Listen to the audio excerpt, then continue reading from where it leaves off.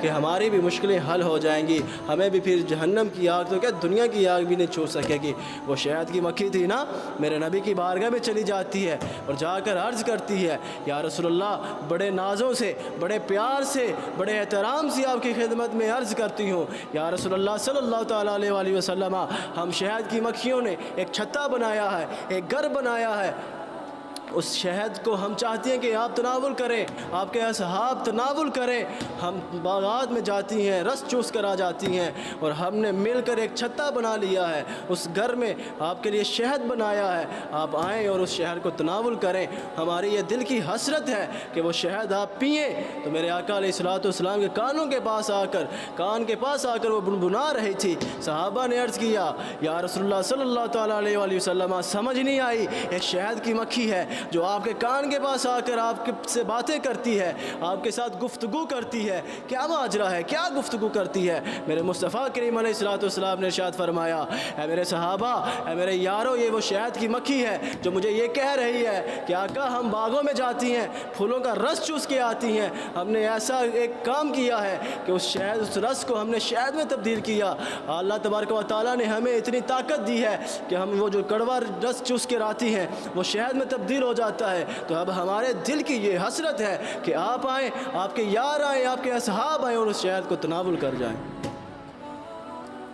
اب میرے مصطفیٰ کریم علیہ الصلوۃ والسلام بھی اٹھے اور صحابہ کرام بھی اٹھے، اب وہ شہد پینے کے لیے اس غار میں چلے جاتے ہیں۔ اب جب غار میں پہنچے تو صحابہ کرام کو حکم دیا گیا، ارے صحابہ شہد نکالو، نچوڑو، چھتے کو نچوڑو، اس میں سے شہد نکالو اور شہد تناول کریں۔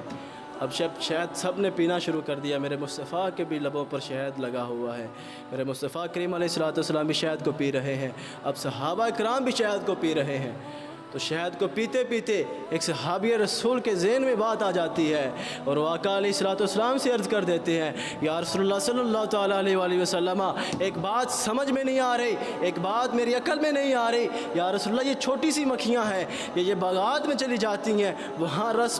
پھولوں کا رس چوستی ہیں، اب پھولوں میں سے کسی پھول کا رس میٹھا نہیں ہوتا آقا، کسی کا رس کڑوا ہوتا ہے اور کسی کا رس کوڑا ہوتا ہے، پھول کا رس میٹھا نہیں ہوتا، تو آقا جان یہ رس جو کڑوا اور کوڑا رس چوس کر آتی ہیں اور آ کر اسے شہد میں تبدیل کس طرح سے ہو جاتا ہے؟ مصطفیٰ کریم علیہ الصلوۃ والسلام سے شہد کی مکھی کو اشارہ کیا اور وہ شہد کی مکھی بول اٹھی، کہنے لگی، آقا ہم جب شہد کی مکھیاں اکٹھی ہو کر ایک جھنڈ بنا کر باغات میں چلی جاتی ہیں، وہاں جا کر کڑوے پھولوں کا رس چوس لیتی ہیں، کوڑے پھولوں کا رس چوس لیتی ہیں، یا رسول اللہ گلاب کا رس چوستی ہیں، موتی کا رس چوستی ہیں، گٹے کا رس چوستی ہیں، یا رسول اللہ طرح طرح کے پھولوں کا رس چوس لیتی ہیں، اور جب واپس آ جاتی ہیں اور آ کر اکٹھی ہو کر ایک جگہ پر ٹھہر کر چہرہ کر لیتی ہیں، اور ہمارے لبوں پر ایک ہی بات ہوتی ہے، الصلاۃ والسلام علیک یا رسول اللہ، یعنی یا رسول اللہ صلی اللہ تعالیٰ علیہ وآلہ وسلم، ہم اکٹھی ہو کر ہاتھ باندھ کر آپ کی بارگاہ میں درود و سلام پڑھنا شروع کر دیتی۔ اب اسی درود و سلام کی وجہ سے،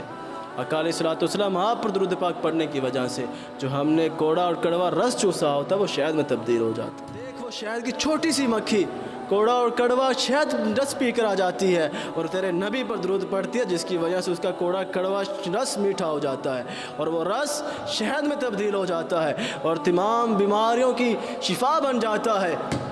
اب وہ شہد ہے بن جاتا ہے، اب وہ کوڑا رس شہد بن جاتا ہے، کس وجہ سے؟ تیرے نبی پر درود پاک پڑھنے کی وجہ سے، اور تو انسان ہے، مخلوق ہے، اشرف المخلوقات میں سے ہے، اور تجھے تو پہلے آقا پر کثرت کے ساتھ درود پاک پڑھنا چاہیے، اور اس درود پاک کی بے شمار فضیلتیں ہیں۔ اگر میں بیان کرنا شروع کروں زندگی ختم ہو جائے، پر میرے آقا علیہ الصلوۃ والسلام کی اوصاف کا ایک باب بھی پورا نبی نے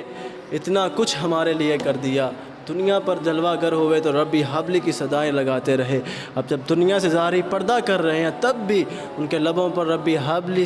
امتی کی صدائیں، عرشوں پر جاتے ہیں تب بھی ان کے لبوں پر ربی حبلی امتی کی صدائیں ہیں، اور تو کیا کر رہا ہے؟ اور تو اپنے ربی کو بھولے بیٹھا، اور تو اپنے خدا کو بھی بھولے بیٹھا ہے۔ صبح اٹھتا ہے داڑھی منڈ دیتا ہے، نالیوں میں گٹروں میں پھینک دیتا ہے، صبح اٹھتا ہے اپنے نبی کے لباس کو ہٹا دیتا ہے، اپنے نبی کے کلچر کو ہٹا دیتا ہے، اپنے نبی کی سنت کو اپناتا نہیں نہیں۔ ارے تو کیسا بن گیا، تجھے کیا ہو گیا ہے، تو کن کے نقش قدم پر چل دیا ہے؟ اب تجھے چاہیے کہ اپنے آقا کے ساتھ وفا کرنا شروع کر دے، کیونکہ انہی سے وفا کرنے کا مل پڑے گا۔ اگر تو جب قبر میں چلا جائے گا، قبر میں تیرے پاس کسی انگریز نے نہیں آنا، کسی اینکر نے نہیں آنا، کسی اداکار نے نہیں آنا، بلکہ آنا ہے تو تیرے مصطفیٰ نے آنا ہے، تیرے نبی نے آنا ہے، تیرے آقا نے آنا ہے، اور آ کر تجھے بچا لینا ہے۔ اور جب تو حشر میں پہنچے گا، وہاں پر بھی بہت سخت عذاب ہے رب تعالیٰ کا، اتنا سخت، نیزے پر سورج اپنی تپش برسا رہا ہوگا، اتنی گرمی ہوگی، اس وقت بھی تیرے